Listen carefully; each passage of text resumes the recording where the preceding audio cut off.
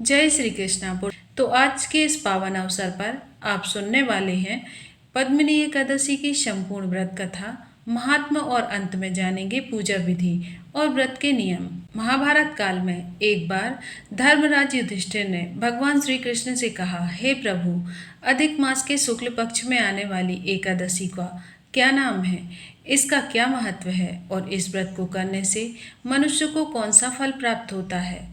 तब भगवान श्री कृष्ण मुस्कुराकर बोले, हे धर्मराज, अधिक मास के शुक्ल पक्ष में आने वाली यह एकादशी पद्मिनी एकादशी कहलाती है।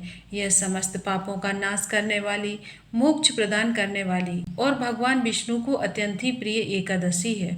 अब मैं तुम्हें इसकी दिव्य कथा सुनाता हूँ। भगवान श्री कृष्ण बोले, प्राचीन समय में कृत्यवीर नाम के एक महान राजा थे। उनके पास धन, वैभव, सेना और विशाल राज्य सब कुछ था, लेकिन उनके जीवन में एक बहुत ही बड़ा दुख था। उनकी अनेक रानियां थीं, फिर भी उन्हें कोई पुत्र की प्राप्ति नहीं हो रही थी।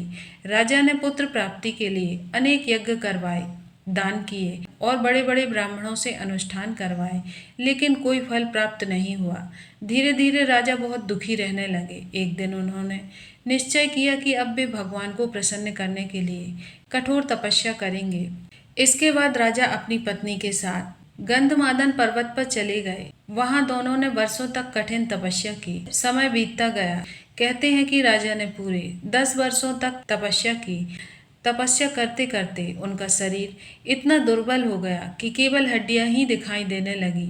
राजा की यह दशा देखकर उनकी पत्नी अत्यंत ही दुखी हुई। एक दिन उन्होंने महान पतिव्रता माता अनसुईया के पास जाकर हाथ जोड़कर कहा, हे माता, मेरे पति ने वर्षों तक कठोर तपस्या की है, फिर भी भगवान प्रसन्न नहीं हुए। कृपया ऐसा उपाय बताइए जिसमें हमें पुत्र की प्राप्ति हो सके। तब माता अनसुईया बोली, हे देवी, अधिक मास में आने वाली शुक्ल पक्ष की पद्मिनी एकादशी अत्यंत ही पुण्यदायी है। यदि तुम श्रद्धा और भक्ति से इस व्रत को करोगी, रात्रि में जागरण करोगी और भगवान श्री हरि का स्मरण करोगी, तो भगवान विष्णु अवश्य ही प्रसन्न होंगे।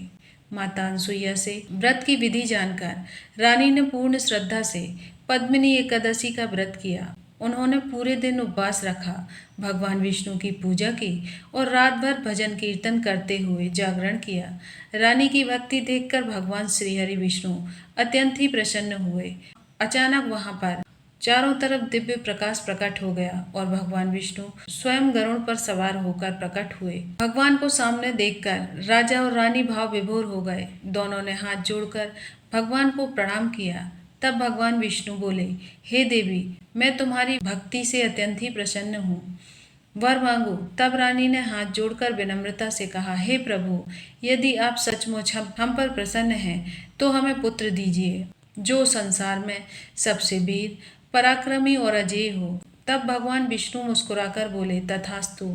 इतना कहकर भगवान अंतर ध्यान हो गए। कुछ समय बाद रानी ने एक तेजस्वी पुत्र को जन्म दिया। वहीं पुत्र आगे चलकर महान पराक्रमी कार्तवीर अर्जुन कहलाए। कहा जाता है कि उन्होंने रावण जैसे बलशाली योद्धा को भी पराजित कर दिया था।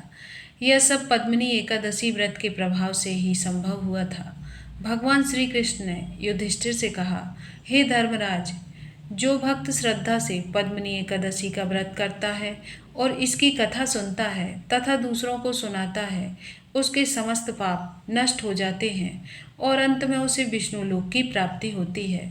तो चलिए अब जानते हैं पद्मिनी एकादशी व्रत की पूजा विधि और नियम के बारे में। पद्मिनी एकादशी का व्रत 10वीं तिथि से ही शुरू हो जाता है और 10वीं तिथि के दिन से ही सात्विक भोजन करना चाहिए। लहसुन, प्याज तथा तामसिक भोजन से दूर रहना चाहिए। एकादशी के दिन प्रातः ब्रह्म मुहूर्त में उठकर स्नान करें। यदि संभव हो तो गंगा नदी में या फिर किसी पवित्र जलाशय में जाकर स्नान कर सकते हैं। यदि ऐसा संभव न हो तो घर के स्नान के जल में ही गंगा जल मिलाकर स्नान कर सकते हैं। स्नान के बाद साफ और पीले वस्त्र धारण करें और इसके बाद में भगवान विष्णु और माता लक्ष्मी की पूजन करें।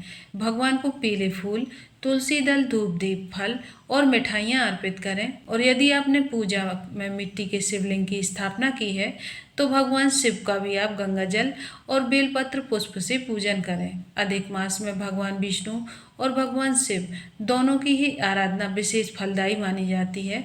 और इसके बाद में ओम नमो भगवते वासुदेवाय मंत्र का जाप करें और विष्णु सहस्त्र नाम का पाठ करें। इस दिन यथाशक्ति निर्जल व्रत रखने का विशेष महत्व बताया गया है। यदि निर्जल व्रत संभव ना हो तो फलाहार या फिर केवल जल ग्रहण कर सकते हैं। रात्रि में जागरण करें और भगवान के भजन कीर्तन करें। द्वादशी के दिन ब्राह्मण या फिर जरूरतमंद को दान देकर शुभ मुहूर्त में व्रत का पारण करें। मान्यता है कि जो भक्त श्रद्धा और नियम पूर्वक पद्मिनी एकादशी का व्रत करता है उसके जीवन से सभी दुख दूर होते हैं और भगवान विष्णु की विशेष कृपा प्राप्त होती है।